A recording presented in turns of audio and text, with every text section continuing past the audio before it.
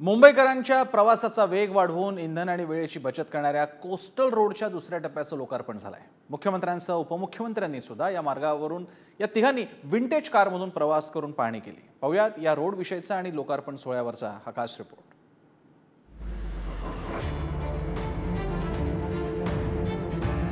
मुंबईकरांचा प्रवास होणार आणखीन वेगवान, वेळेची इंधनाची होणार बचत।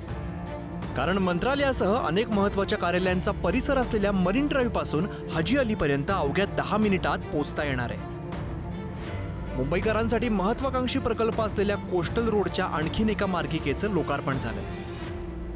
6.25 किलोमीटरचा हा टनेल आपण ओपन केलेला आहे आणि दुसरा जो वरळीपर्यंत जो काही आपला कोस्टलचा भाग आहे तो जुलैमध्ये तोही ओपन केला जाईल।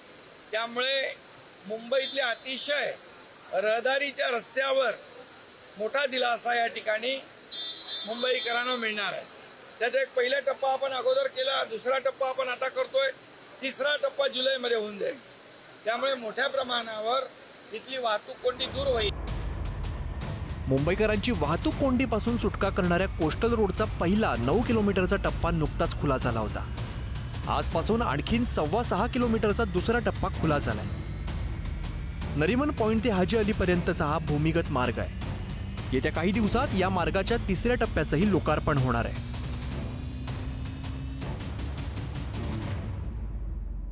मुंबईमध्ये अनेक महत्त्वपूर्ण प्रकल्पांची कामं सुरू आहे आणि त्यातील एक महत्त्वपूर्ण प्रकल्प म्हणजे कोस्टल रोड। कोस्टल रोडची जी पहिली मार्गिका आहे जी वर्लीपासून ती मरीन ड्राइव्ह पर्यंत सुरू होते ती मार्चमध्ये सुरू झाली होती आणि त्यानंतर जो दुसरा टप्पा आहे तो देखील सुरू आहे। आपण आपल्या मागे पाहू शकतो मरीन ड्राइव्ह पासून ते हाजी अली पर्यंत जो 6 किलोमीटरचा अंतर आहे, जो अंडरग्राउंड आहे, जो भुयारी मार्ग आहे तो आता सुरू झालेला आहे। उद्यापासून हा मार्ग खरं तर हा सुरू होणार आहे। सकाळी 7:15 वाजल्यापासून ते रात्री 11 वाजेपर्यंत हा जो मार्गिका आहे तो सुरू राहणार आहे। आपण एकंदरीत पाहिलं जर मरीन ड्राइव्ह पासून हाजी अली पर्यंतचा प्रवास करायचा असेल तर नॉर्मली आपण पाहिलं तर जवळपास 30 ते 40 मिनिटं जातात आणि तेच पीक कार्स मध्ये 1 ते 1.5 तास जातो।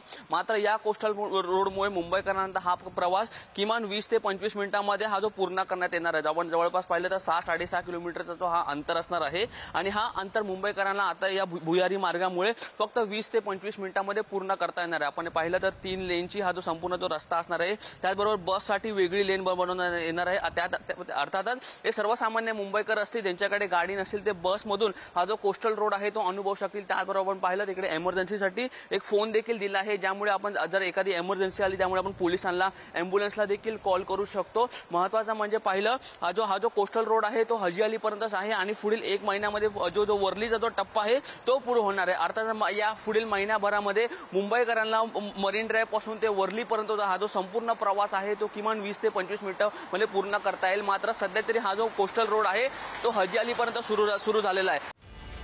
कोस्टल रोडच्या दुसऱ्या टप्प्याच्या लोकार्पणाच्या वेळेला मुख्यमंत्री एकनाथ शिंदेंसह दोन्ही उपमुख्यमंत्र्यांनी विंटेज कारमधून या रोडवरून प्रवास केला। या रस्त्यावरून मुंबईकरांना येणारा प्रवासाचा अनुभव घेत पाहणी केली आहे। आता यावरती तुम्ही कधी आणि कसा प्रवास करू शकणार आहे ते सुद्धा पहा। आपण आता त्याच कोस्टल रोडच्या आत आहोत जिकडे आता आपण बघतोय तर अनेक गाड्या पोलिसांच्या आपण आता आज जाता बघतोय। कोस्टल रोडचा दुसरा फेज आहे आणि कोस्टल रोडचा दुसरा फेज सगळ्यात महत्त्वाचा मानला जातोय, कारण एका फेजची सुरुवातीलाच लोकांचा उदंड प्रतिसाद या कोस्टल रोडला मिळाला आहे। लोकांचे जिकडे खरं जाताना जिकडे यायला जायला अर्धाच लागत होता तिकडे आता 9 मिनिटात लोक हे वरळी बांद्रा वर्ली सिलिंग ते मरीन ड्राइव्ह येतात। त्यामुळे हा रस्ता उलट्या बाजूचा सगळ्यात जास्त महत्त्वाचा आहे।